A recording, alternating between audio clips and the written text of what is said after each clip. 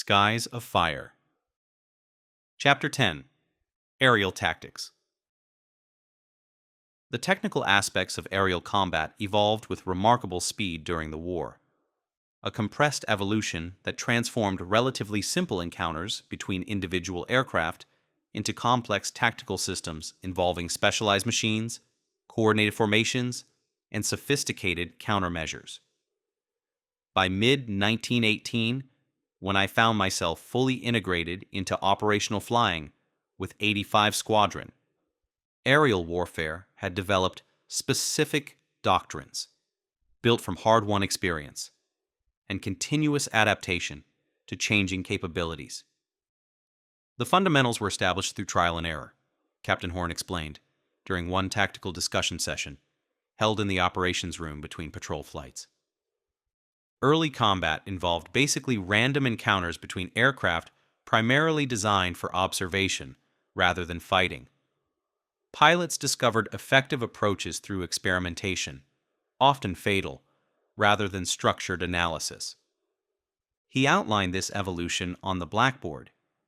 Crude diagrams showing the progression from single-seat scouts carrying rifles or pistols to purpose-built fighter aircraft with synchronized machine guns, from individual pilots seeking targets of opportunity to coordinated formations, executing planned interceptions based on intelligence.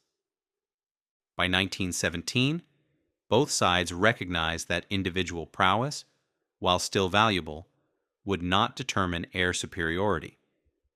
Systematic approaches, formation tactics, altitude advantage doctrines, energy management techniques, began replacing purely personal combat skills as the primary determinant of success.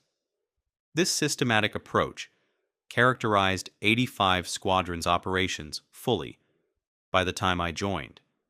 Standardized formation patterns, established engagement protocols, defined mission parameters, replacing the individualistic, hunting approaches that dominated earlier periods.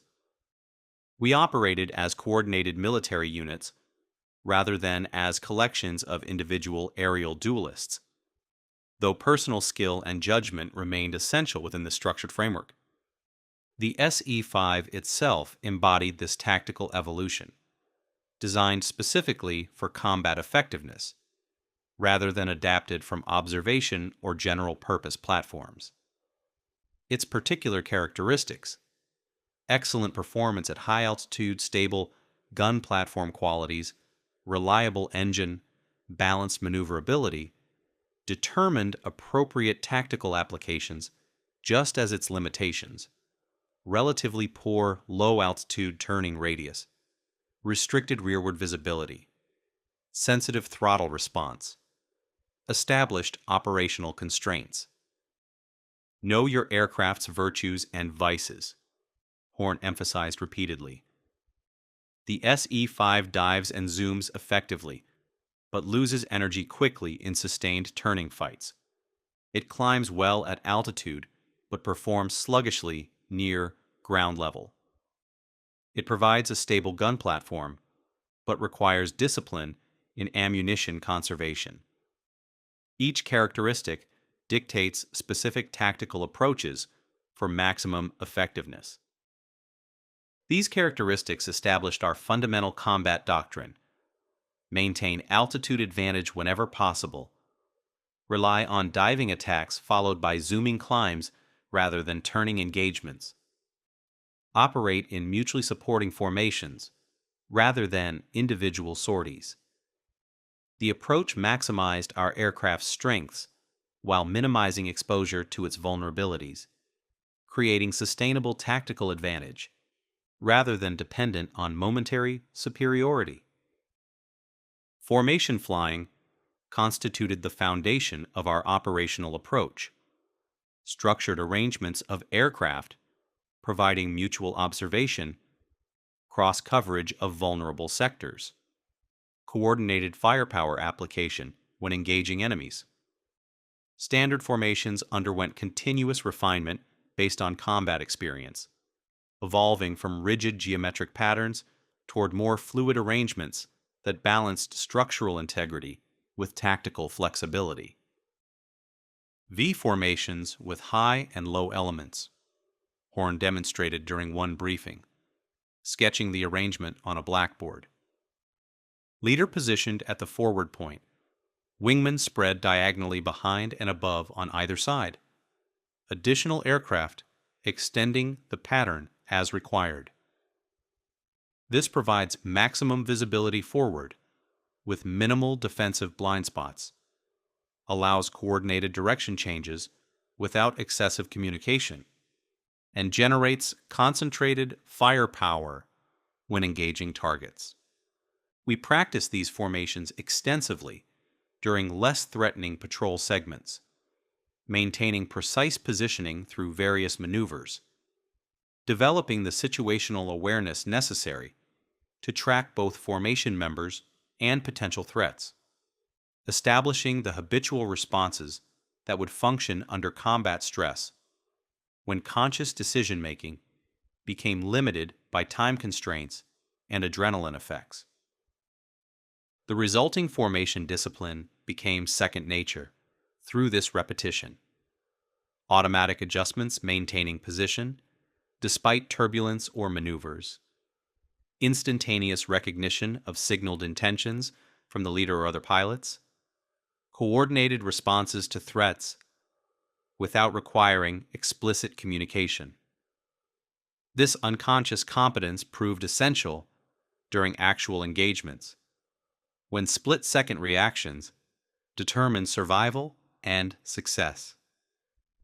Altitude management represented another fundamental tactical principle: the consistent advantage provided by higher position relative to opponents, allowing initiative in engagement decisions and favorable energy states during actual combat.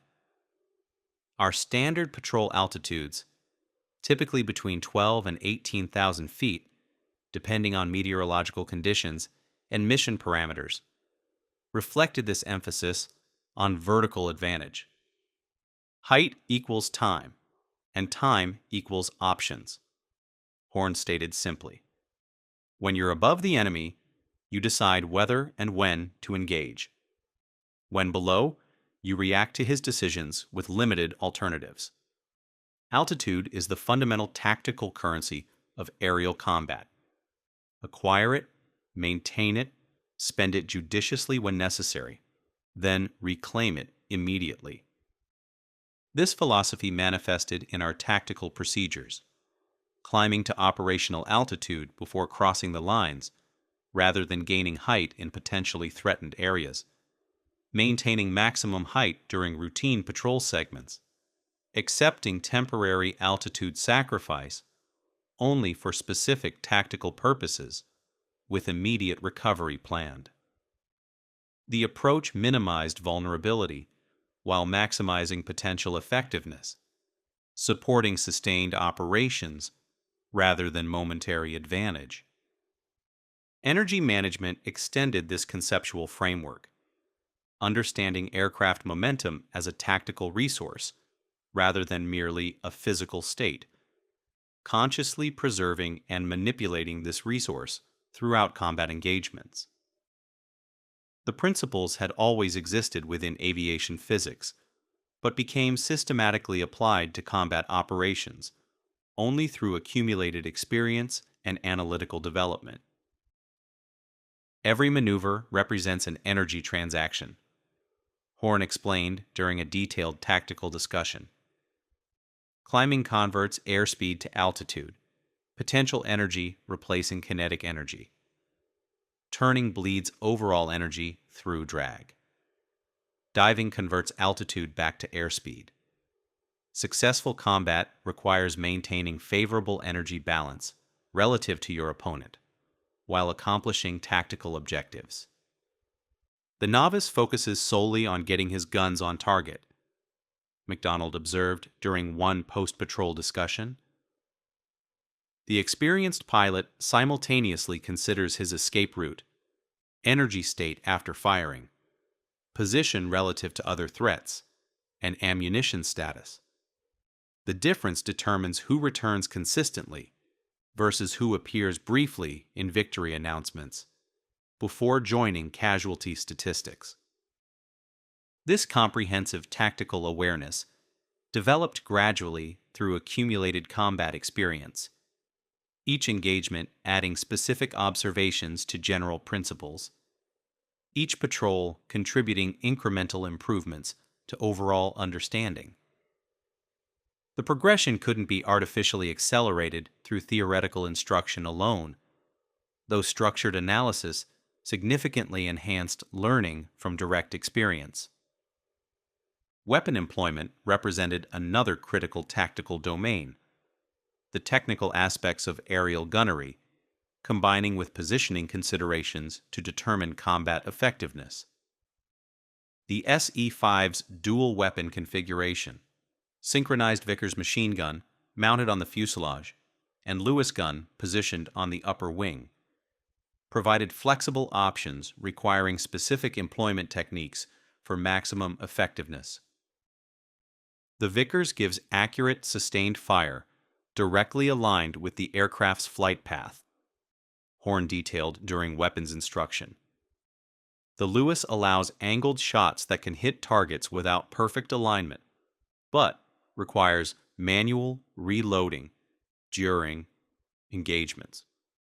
Understanding when to use each weapon, how to manage ammunition across both guns, and how to position for optimal firing solutions determines your lethal effectiveness. We practice these techniques during designated gunnery exercises, firing at ground targets to develop accuracy assessment, practicing drum changes on the Lewis gun until the motion became automatic, estimating deflection angles for various target aspects and relative speeds. The training progressed from basic technical competence to integrated tactical application, combining aircraft maneuvering with weapons employment in realistic scenarios. My own capability development followed this progression. Initial focus on fundamental skills, gradually expanding to include more sophisticated tactical elements as experience accumulated. Each patrol, each engagement, each debriefing contributed incremental improvements, sometimes through successful application, confirming effective approaches, sometimes through mistakes highlighting necessary adjustments, always through systematic integration of experience into comprehensive understanding. Notice your tactical evolution, Horn observed after my 10th victory, achieved during a complex engagement involving multiple aircraft on both sides. Your initial successes came through straightforward application of basic principles: altitude advantage, energy management, accurate gunnery. Recent victories demonstrate more sophisticated integration, using terrain features to mask approaches, manipulating enemy formations through selective targeting, coordinating actions with other pilots without explicit communication. Enemy tactics underwent parallel evolution. German pilots developing countermeasures to Allied approaches, introducing new aircraft with different performance characteristics, adapting formation and engagement techniques based on operational experience. This continuous competitive development created dynamic tactical environments requiring constant assessment and adaptation rather than static application of established doctrines. Know your enemy's capabilities and tendencies, emphasized the intelligence officer during regular briefings. Different German squadrons employ distinctive tactical approaches. Experienced units demonstrate sophisticated coordination, while replacement groups often rely on numerical advantage rather than tactical sophistication. Individual pilots develop recognizable patterns, specific entry methods, preferred maneuvers, characteristic disengagement techniques. This intelligence contributed directly to tactical planning. patrol routes adjusted based on observed German activity patterns, formation configurations modified to counter specific enemy approaches, engagement protocols tailored to particular German units known to operate in designated sectors. The resulting operations represented coordinated responses to specific threats rather than generic applications of tactical doctrine, regardless of opposition characteristics. Albatross Scouts, the DV and DVA variants most commonly encountered in our sector, presented particular tactical challenges requiring specific countermeasures. The Albatross turns well at medium altitudes, but loses performance above 15,000 feet, Horn explained during type-specific tactical discussions. It dives impressively, but tends to develop structural issues under extreme stress. Wings occasionally separating during aggressive pullouts from high-speed descents. The wise opponent maintains altitude advantage, forces engagement at levels where the SE-5 holds performance edge, and maneuvers to induce structural stress during recovery phases.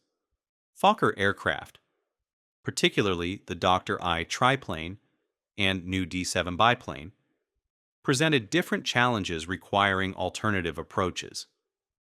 The triplane demonstrated exceptional climbing ability and turning radius, but suffered from limited diving speed and occasional structural failures. The DVI, appearing with increasing frequency by mid-1918, combined excellent all-around performance with sturdy construction and effective armament, representing the most formidable opponent in our operational area. The DVI requires respectful tactics, Horn advised after its first appearances in our sector. It climbs effectively, maintains energy through turns, resists structural failure during recovery from dives, and provides a stable gun platform throughout its performance envelope. Engage only with significant numerical or positional advantage. Maintain energy discipline throughout the encounter. Disengage promptly if the situation deteriorates. This realistic assessment characterized our general approach to enemy capabilities. Professional respect without either overestimation or dismissal. Accurate understanding of relative strengths and vulnerabilities. Tactical adaptations based on observed performance, rather than preconceived expectations. The approach generated effective countermeasures without creating either excessive caution or dangerous overconfidence. German two-seater aircraft, primarily Rumpler and DFW types in our sector, presented different tactical considerations due to their defensive armament and operational purposes. These reconnaissance and artillery observation platforms typically traveled with fighter escorts when penetrating Allied territory, creating complex engagement scenarios requiring coordinated responses rather than individual interception attempts. Two-seaters represent priority targets due to their intelligence gathering capabilities, Horn emphasized during mission briefings. However, they present significant defensive challenges. Rear gunners with excellent fields of fire, escort fighters positioned for optimal intervention, operational altitudes selected for maximum defensive advantage.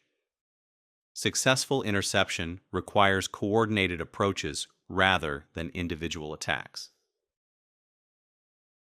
My own encounter with a well-defended two-seater in late May illustrated these principles in action. A Rumpler reconnaissance aircraft, escorted by 3 Albatross Scouts at 18,000 feet near Ypres, heading toward Allied territory on an apparent photography mission. Horn led our flight in the interception, signaling the engagement plan through practiced wing movements visible to all pilots without requiring radio communication. The tactical sequence unfolded according to established protocols.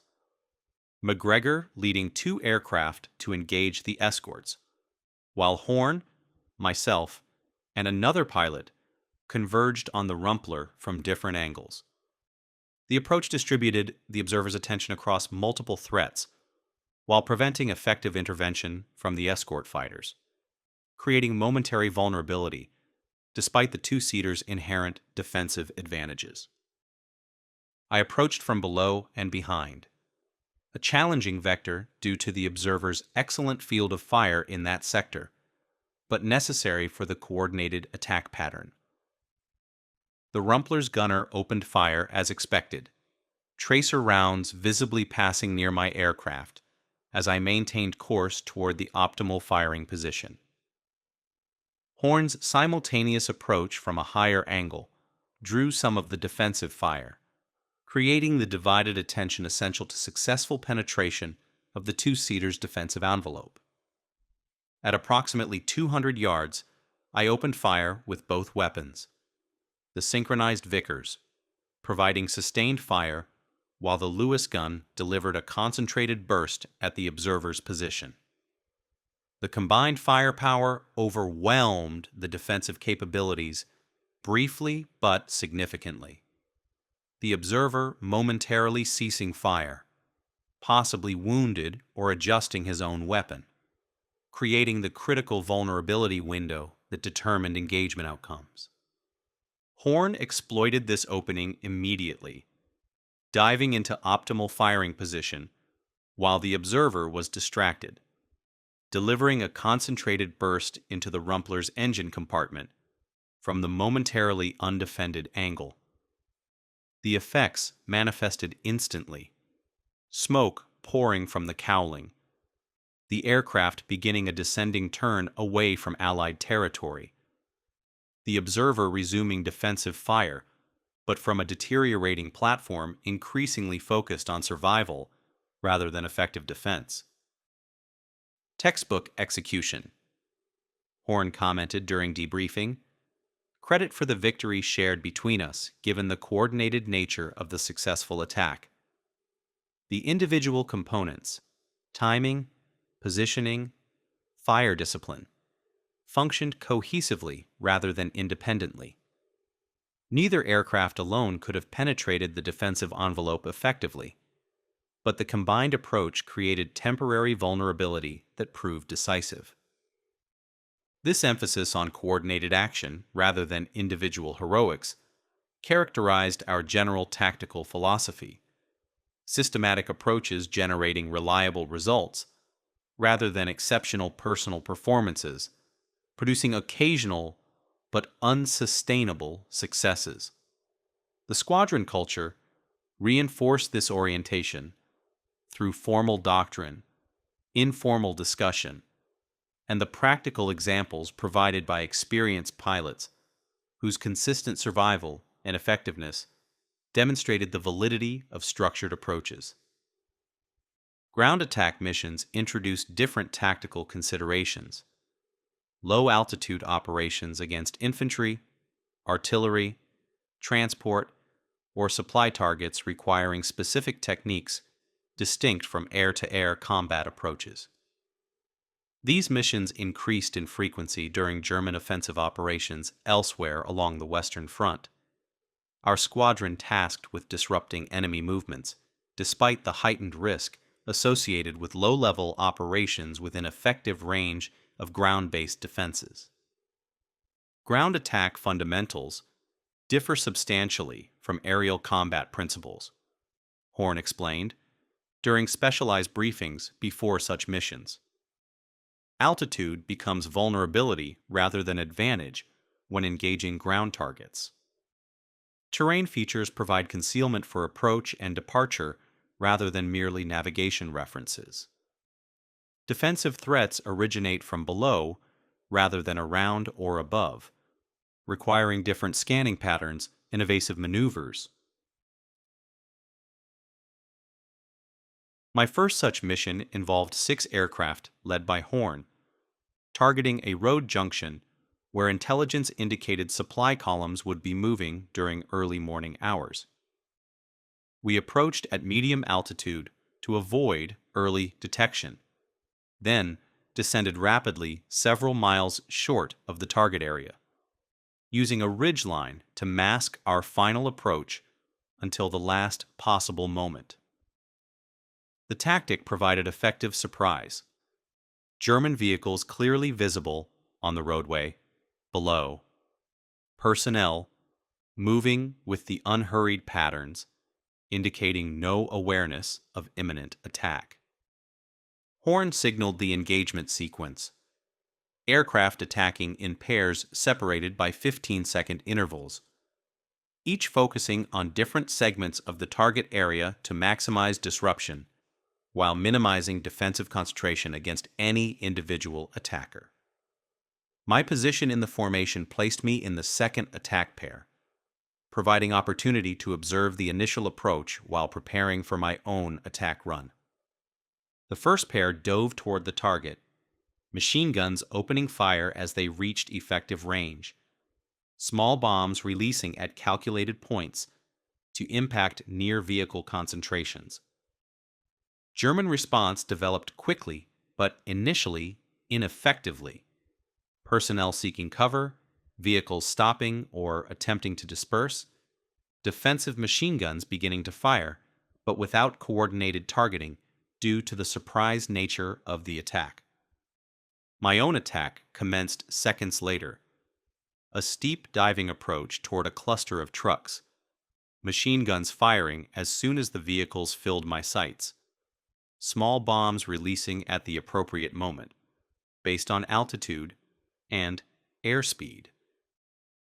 The sensations differed substantially from aerial combat, targets moving much more slowly relative to my aircraft, defensive fire coming from below rather than around, the visibility of direct human impact creating immediate rather than abstract awareness of the attack's effects. The complete operation lasted less than a minute from initial engagement to final withdrawal, each aircraft executing its assigned attack sequence, then climbing away using terrain features to mask departure vectors, regrouping at designated rally points before returning to base. The approach minimized exposure to ground defenses while achieving significant disruptive effect on the transport column. Vehicles visibly damaged or dispersed, personnel scattered from concentrated formations into less efficient distributions. Effective execution, Horn assessed during debriefing. Primary objective achieved. Transport movement disrupted during critical supply period. Secondary effects include probable vehicle damage, personnel casualties, and psychological impact on future movement patterns. All aircraft returned with minimal damage from ground fire, maintaining operational capability for subsequent missions. Defensive counter-air missions, protecting Allied reconnaissance aircraft or bombing formations, presented different tactical challenges requiring specific approaches, distinct from offensive patrol or ground attack operations. These missions prioritized deterrence and disruption of enemy interceptors rather than destruction of German aircraft.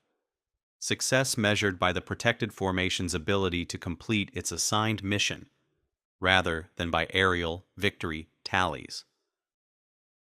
Escort fundamentals differ from hunting procedures, Horn explained during briefings for such operations. Position relative to the protected formation takes precedence over optimal combat positioning.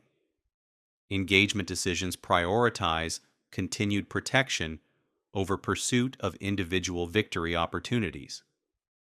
Tactical patience becomes more important than aggressive initiative, with maximum disruption of enemy approaches rather than individual engagement completion as the primary objective. Our standard escort formation positioned SE-5s above and slightly behind the protected aircraft. Altitude advantage maintained for rapid intervention against diving attacks.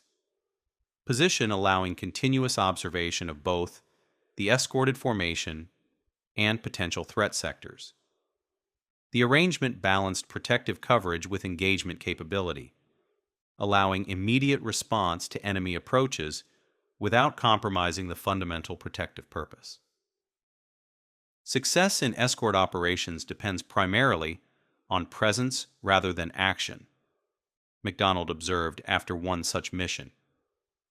The visible protective screen deters many potential attackers who seek easier targets elsewhere, rather than challenging coordinated defenses. When engagement becomes necessary, rapid response that disrupts the enemy's attack sequence proves more valuable than pursuit of destruction, which might create defensive gaps exploitable by other attackers. Weather considerations influenced all aerial operations. Meteorological conditions determining mission possibilities, tactical approaches, and risk calculations throughout the air campaign.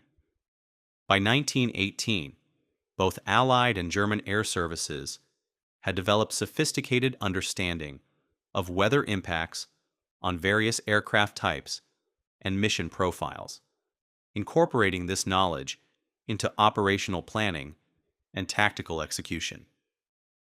Weather represents both constraint and opportunity. Horn emphasized during seasonal transition periods when conditions became particularly variable. Cloud formations provide concealment for approach or disengagement, but create visibility challenges for formation integrity. Wind patterns affect ground speed calculations and fuel consumption rates. Temperature and humidity influence aircraft performance, particularly at altitude. Successful operations require comprehensive integration of meteorological factors into tactical planning. Night operations represented another specialized domain. Limited visibility creating distinct tactical environments, requiring specific techniques and approaches different from daylight procedures. While 85 Squadron focused primarily on daylight operations, occasional dawn or dusk patrols extended into near darkness, requiring adaptation of standard procedures to reduced visibility conditions. Night fundamentals emphasize navigation precision and collision avoidance above engagement optimization, Horn instructed before such missions. Formation spacing increases to accommodate reduced visibility. Visual references shift from distant horizon to instrument indications, supplemented by limited external cues. Emergency procedures adapt to the heightened disorientation risks inherent in darkness operations. Throughout all these tactical domains, air-to-air combat, ground attack, escort operations, weather-influenced flying, limited visibility conditions, 85 Squadron maintained its systematic approach to aerial warfare, emphasizing sustainable effectiveness through structured methods rather than relying on individual brilliance or momentary advantage. This philosophy generated consistent results across extended operational periods, despite personnel rotations, changing enemy capabilities, and evolving strategic requirements. The fixed target does not exist in aerial warfare, Major Bishop emphasized during one tactical review session. What succeeds today will meet countermeasures tomorrow. What appears optimal in current conditions will become vulnerable when circumstances change. Continuous adaptation within sound, fundamental principles, not rigid adherence to established methods, regardless of changing contexts, defines sustainable tactical effectiveness. This philosophy permeated 85 Squadron's operational approach: constant assessment, regular adaptation, systematic incorporation of new information without abandoning proven foundational principles. The resulting tactical system demonstrated remarkable resilience across changing conditions, while maintaining consistent effectiveness throughout the squadron's operational history. My own tactical development followed this progression. Initial application of basic principles, expanding into more sophisticated integration as experience accumulated.